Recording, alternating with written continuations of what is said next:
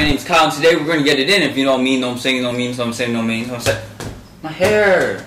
Stop talking like that. Okay, Stan, jeez.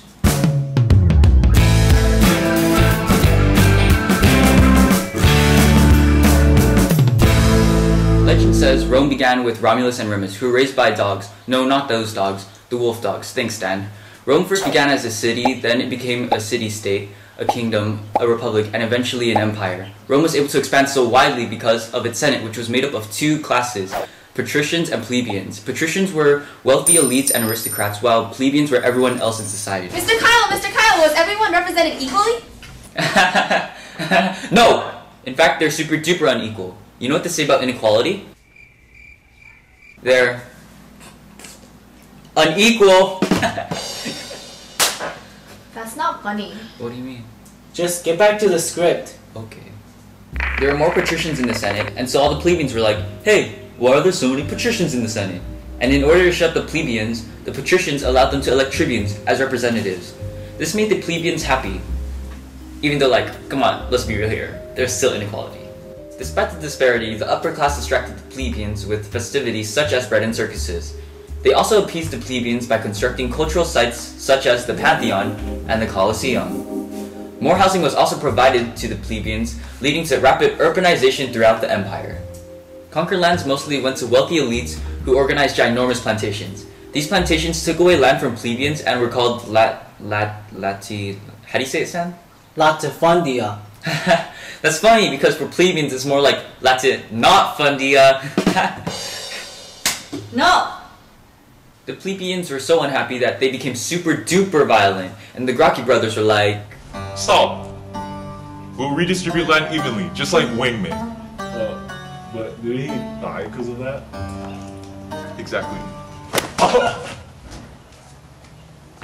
So since the Gracchi brothers failed, social conflicts grew increasingly intense, and this eventually led to a civil war. Generals like Marius and Sulla tried to seize power, except they failed miserably. This is around the time when Julius Caesar came in. Did someone say Caesar? Yeah, I was just gonna say it around the time. Oh, my hair! Hi, I'm Caesar.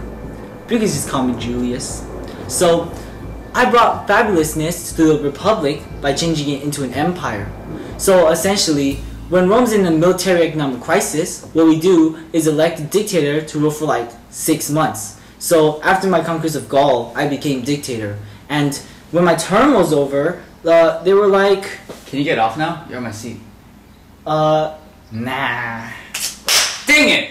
I mean, I had plans, you know. I strengthened the military, I extended Roman citizenship so that everyone could be Roman.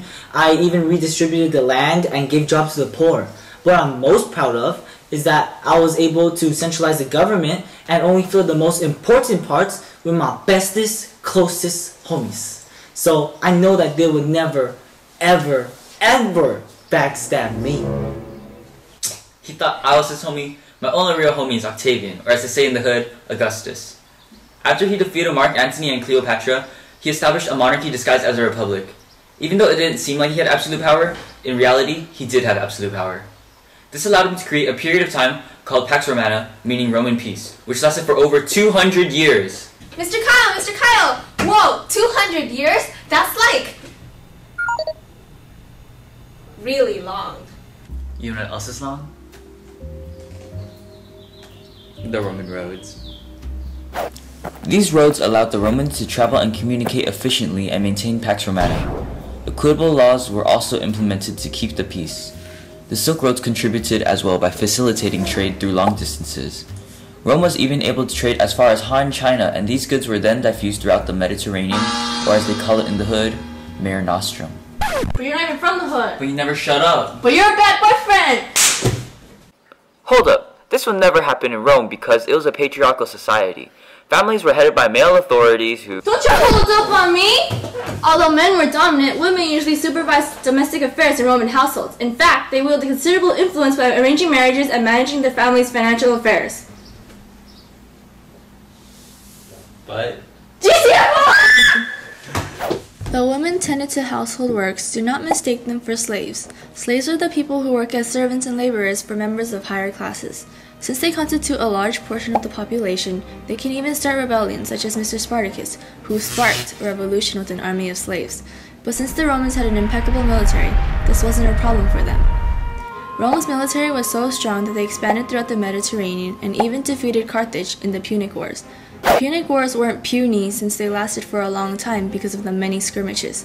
Even though it seemed like the Roman military was invincible, they were actually not invincible because the empire began to decline. Emperors faced internal opposition as generals began to seize power. These generals were known as barracks emperors, and they were only able to hold power briefly. Once they became emperor, they were quickly replaced by other generals. Rome also faced other problems because the empire was so big. Hey Stephanie, just like my In 284 CE, Diocletian tried to deal with this problem by dividing the empire into two separate states, east side and west side. Hey, how did Diocletian divide his empire? With a pair of Caesars! It's not that funny. really. It's not that funny. The two new states were divided into districts with tetrarchs and had two different emperors. This made the Roman Empire more manageable. However, Diocletian's successor, Constantine, reunified the east and west, bringing back the problems Diocletian tried to prevent. But he wasn't all that bad since he did build Constantinople, which became a major trading site. With the new capital city, Constantine focused all of his wealth and military on the eastern half of the empire, allowing it to prosper. Meanwhile, the Western Roman Empire declined when Germanic peoples invaded the empire after living on the fringes of the empire for hundreds of years. Is fringes even a word? Yeah, is stan even a word? Jesus, so stupid sometimes. No! Did someone say Jesus? Oh my God!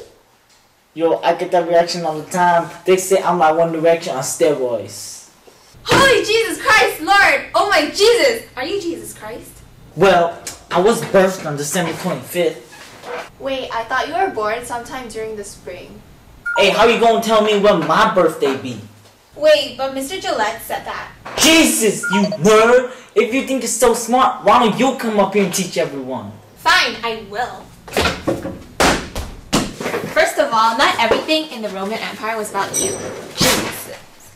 Well, for most of the time, Roman culture was greatly based off the Greeks. They adopted their mythical deities and were influenced by their philosophy. Greek gods like Zeus and Poseidon were renamed to Jupiter and Neptune. Aside from the major religions at the time, many popular minor beliefs were religions that promised salvation, like Mithraism and the cult of Isis. Another one of these small religious communities was Christianity, which was becoming increasingly popular thanks to Jesus Christ. That's me! Christianity became popular because of me! I was recognized as a savior. I was a peaceful man who taught devotion to God and love for fellow human beings. I attracted large crowds because of my wisdom and my power. I could even heal the sick, and I could even... Hey, you're so tight. I thought you were supposed to be more forgiving. Fine. I'll forgive you. For being so short! Well, you weren't the only one who made Christianity popular. There was also St. Augustine, Paul of Tarsus, and Constantine. Constantine even converted to Christianity and issued the Edict of Milan, which allowed Romans to practice their faiths freely. He also created the institutional church as well as the Pope. It was because of people like him that Christianity became popular, not because of you. Okay, whatever. I don't even need this, okay? I have to go do other things. I need to go forgive other people's sins, okay?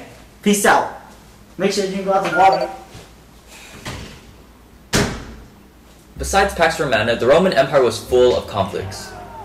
Everyone was constantly fighting and there was no time for peace. Romans were always expanding their territory or fighting internal conflicts. Despite all these problems, the Roman state survived for over 900 years and was the dominant power in the Mediterranean for most of the time. It provided a political structure that administered lands as far as Mesopotamia and Britain. This is why Roman influences and ideas can still be seen today, such as in the architectural uses of arches and domes. People say Rome wasn't built in a day, but we just covered it in 10 minutes. Next time, we'll cover a topic frequently asked on the AP exam: caterpillar watching and skinning snails. See you then.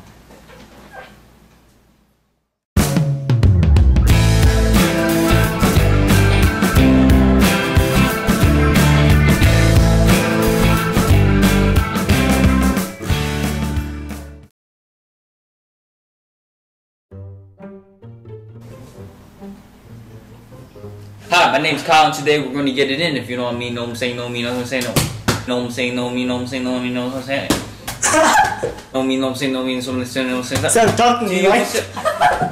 It in if you don't mean no, say no. Dang it, I forgot. Wait, let me practice. The Rocky Brothers failed miserably. Social conflict here. Why'd you touch my eye? Did someone say Jesus? Sounds very miserably.